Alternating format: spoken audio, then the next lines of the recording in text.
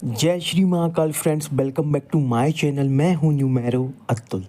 Friends, आज बात करेंगे कुंडली के अष्टम भाव में कर्म फलदाता, न्याय के देवता, न्यायाधीश शनिदेव जब बैठ जाते हैं तो किस तरह का फलादेश वह प्रदान करते हैं। फ्रेंड्स, कुंडली का अष्टम भाव जिससे हम जीवन, मृत्यु और जीवन के रहस्यमयी जितने भी पहलू हैं उन्हें देखते हैं।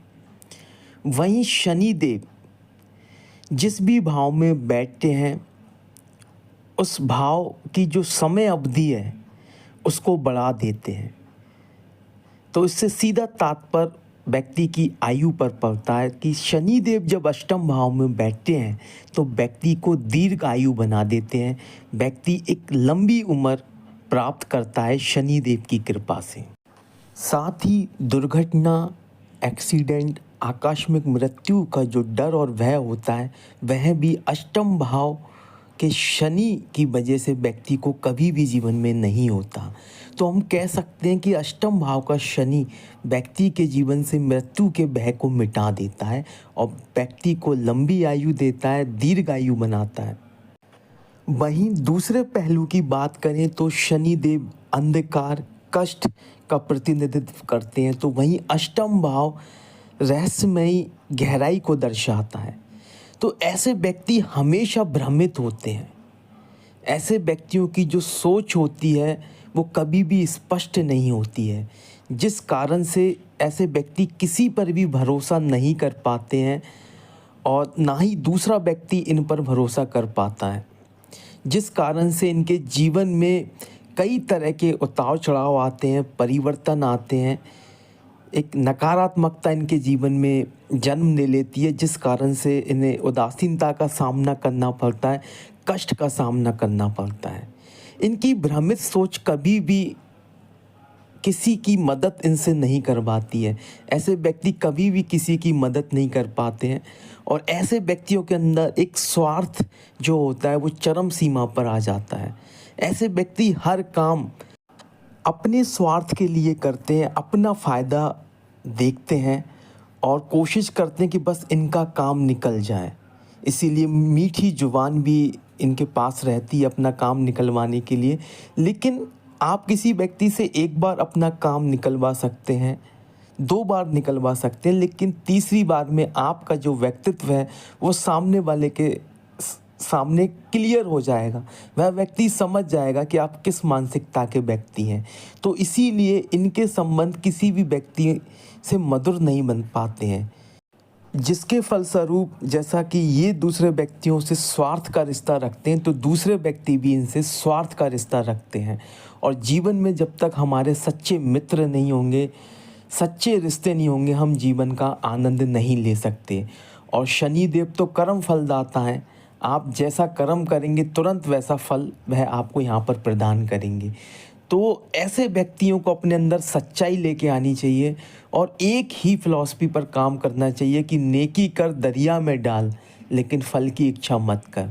आप अपने साइड से नेकी करते रहिए, दूसरे से कोई उम्मीद मत रखिए। फिर देखिए कि यहाँ बैठा शनि आपका जीवन किस तरीके से बदलता है। यहाँ बैठे शनि की तीसरी दृष्टि कर्म भाव यानी कि दसम भाव पर पड़ती है।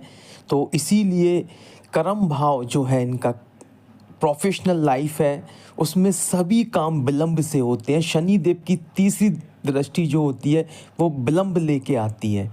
तो जिस समय इन्हें अपने प्रोफेशन में ध्यान देना चाहिए था, जिस समय इन्हें अपना प्रोफेशन स्टार्ट करना चाहिए था, ये उस समय नहीं करते हैं और समय निकलने के बाद फिर अपने प्रोफेशन पर ध्यान देते हैं।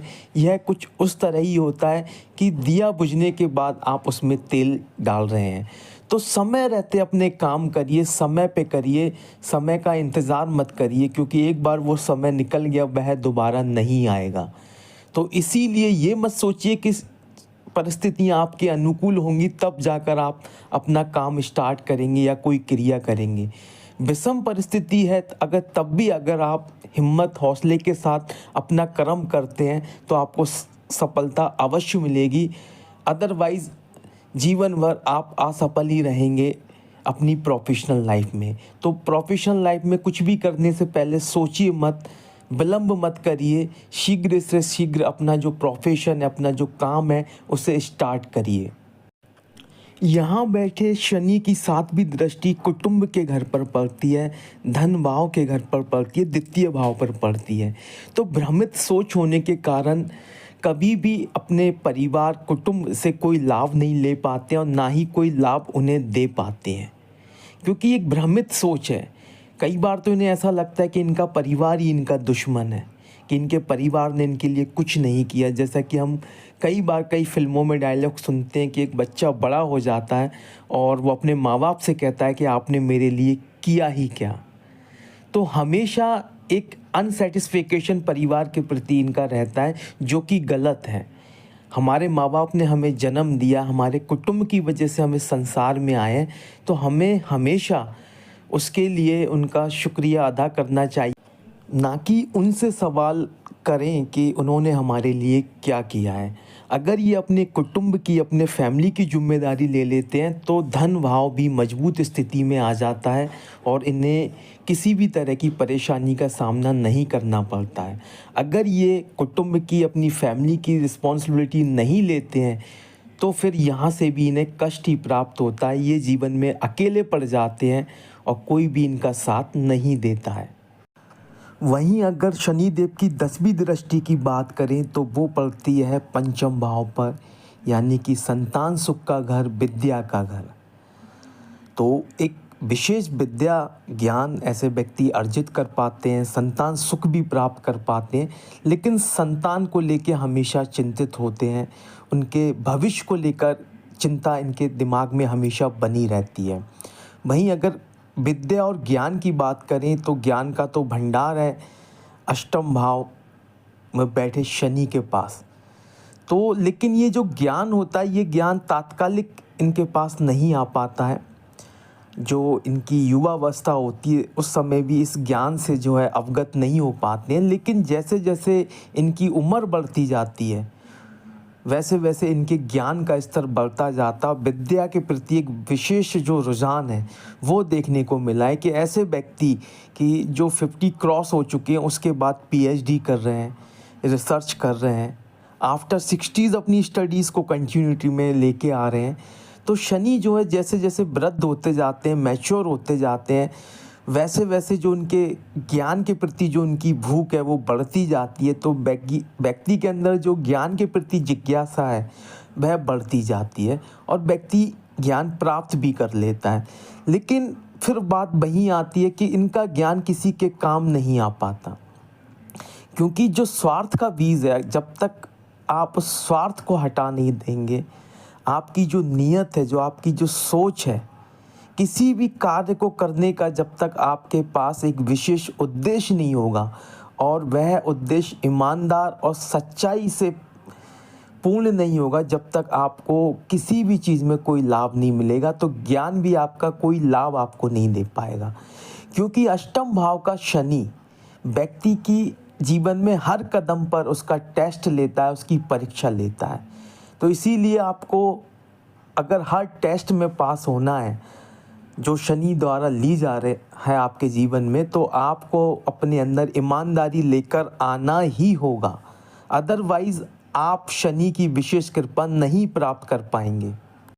इसीलिए अगर आप कोई ज्ञान अर्जित भी कर रहे हैं तो उसका उद्देश्य ये रखिए कि मुझे इसे जन कल्याण में लगाना है, लोगों का भला करना है, इस संसार का भला करना है और इस प्रकृति ने जो मुझे दिया है, तो मेरे पास जो ज्ञान है मैं उस ज्ञान की मदद से प्रकृति को वो चीज़ें लौटा सकूं जो प्रकृति ने मुझे दी हैं।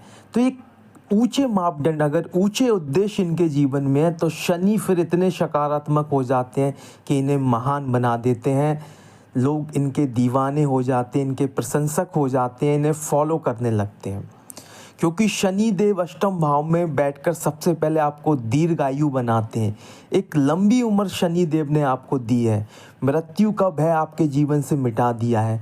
तो आपका भी कर्तव्य बनता है कि आप उन चीज़ों का लाभ लें और सही काम करें और स्वार्थ नाम का जो शब्द है अपने जीवन से मिटा दें, हटा दें।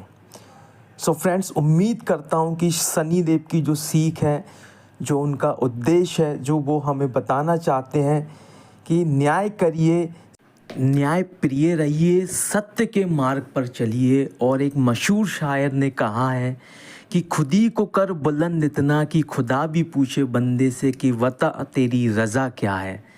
सो शनिदेव आपकी परीक्षा ले रहे हैं, आप परीक्षा दीजिए ईमानदारी के साथ, हिम्मत हौसले के साथ, क्योंकि शनिदेव जब जीवन में कोई समस्या देते हैं तो उसका समाधान भी शनिदेव के पास होता है।